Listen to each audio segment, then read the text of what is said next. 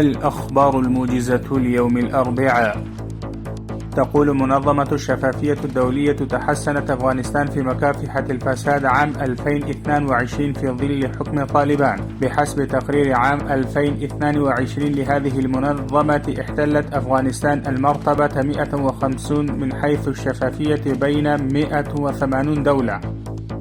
قال وزير الداخلية الملا سراج الدين الحقاني للمجتمع الدولي: لا تجبركم عنادكم بالمؤامرات ضد هذه الأمة، تاريخنا معروف في المعارك معكم، عقوباتكم تضر الشعب وعداؤكم مع الشعب، فنأمل ألا تزعجوا الشعب وقوموا بدعمه.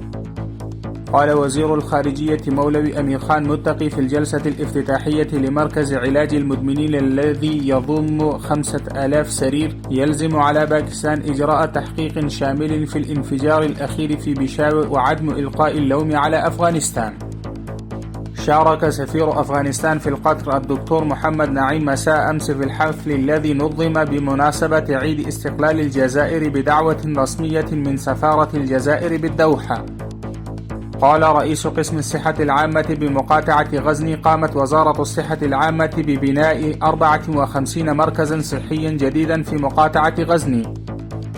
بدأ تشغيل سد الذي أقامت ببنائه منظمة برنامج الأمم المتحدة الإنمائي بتكلفة 92,000 دولار أمريكي في زابل.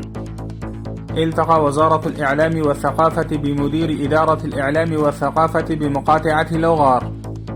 تم توقيع اتفاقية تعاون بين شركة التنمية الوطنية بوزارة المالية وشركة النفط والغاز الحكومية بحضور وزير المالية الملا هداية الله بدري. عقدت وزارة القبائل والحدود وشؤون العشائر اجتماعا عاما في مقاطعة قندهار.